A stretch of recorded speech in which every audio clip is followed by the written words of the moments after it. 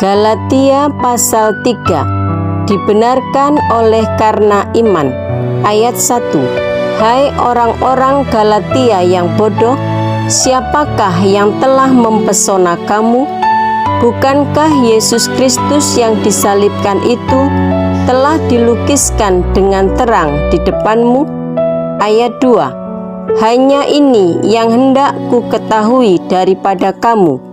Adakah kamu telah menerima Roh karena melakukan hukum Taurat, atau karena percaya kepada pemberitaan Injil? Ayat 3. Adakah kamu sebodoh itu? Kamu telah mulai dengan Roh. Maukah kamu sekarang mengakhirinya di dalam daging? Ayat 4. Sia-siakah semua yang telah kamu alami sebanyak itu? Masakan sia-sia? Ayat 5. Jadi bagaimana sekarang?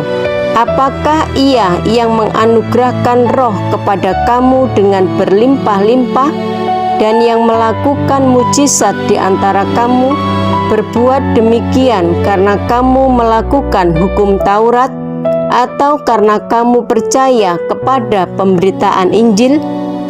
Ayat 6. Secara itu jugalah Abraham percaya kepada Allah, maka Allah memperhitungkan hal itu kepadanya sebagai kebenaran. Ayat 7. Jadi kamu lihat bahwa mereka yang hidup dari iman, mereka itulah anak-anak Abraham. Ayat 8. Dan kitab suci yang sebelumnya mengetahui bahwa Allah membenarkan orang-orang bukan Yahudi oleh karena iman, telah terlebih dahulu memberitakan Injil kepada Abraham. Olehmu segala bangsa akan diberkati. Ayat 9. Jadi mereka yang hidup dari iman, merekalah yang diberkati bersama-sama dengan Abraham yang beriman itu. Ayat 10.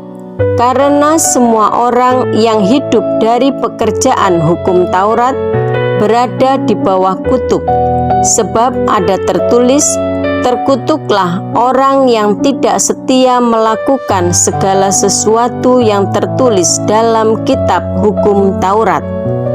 Ayat 11.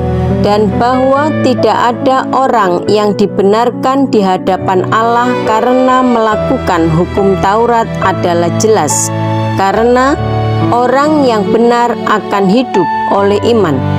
Ayat 12. Tetapi dasar hukum Taurat bukanlah iman, melainkan siapa yang melakukannya akan hidup karenanya. Ayat 13.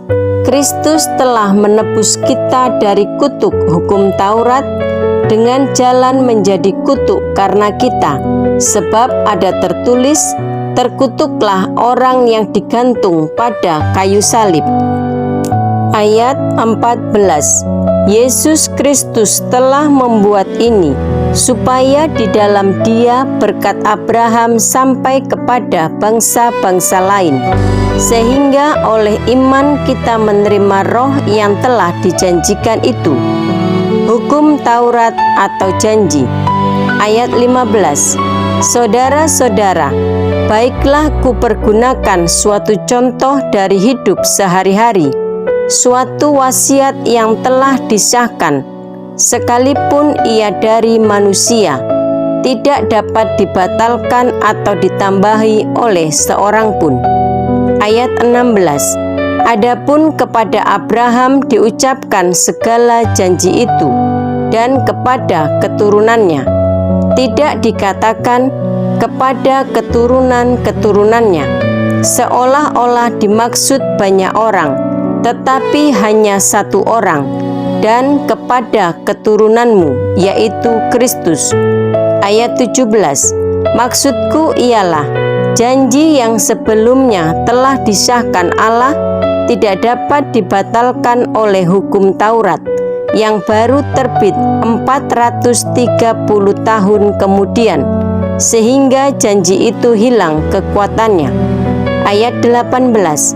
Sebab jikalau apa yang ditentukan Allah berasal dari hukum Taurat, ia tidak berasal dari janji, tetapi justru oleh janjilah Allah telah menganugerahkan kasih karunia-Nya kepada Abraham. Ayat 19. Kalau demikian, apakah maksudnya hukum Taurat? Ia ditambahkan oleh karena pelanggaran-pelanggaran sampai datang keturunan yang dimaksud oleh janji itu, dan ia disampaikan dengan perantaraan malaikat-malaikat ke dalam tangan seorang pengantara. Ayat 20. Seorang pengantara bukan hanya mewakili satu orang saja, sedangkan Allah adalah satu. Ayat 21. Kalau demikian, bertentangankah hukum Taurat dengan janji-janji Allah? Sekali-kali tidak.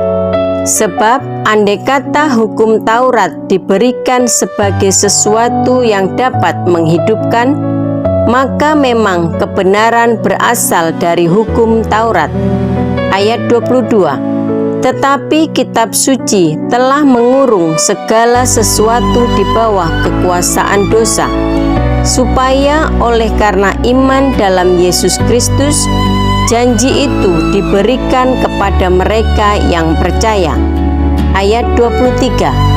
Sebelum iman itu datang, kita berada di bawah pengawalan hukum Taurat dan dikurung sampai iman itu telah dinyatakan. Ayat 24. Jadi hukum Taurat adalah penuntun bagi kita sampai Kristus datang, supaya kita dibenarkan oleh iman. Ayat 25. Sekarang iman itu telah datang, karena itu kita tidak berada lagi di bawah pengawasan penuntun. Ayat 26.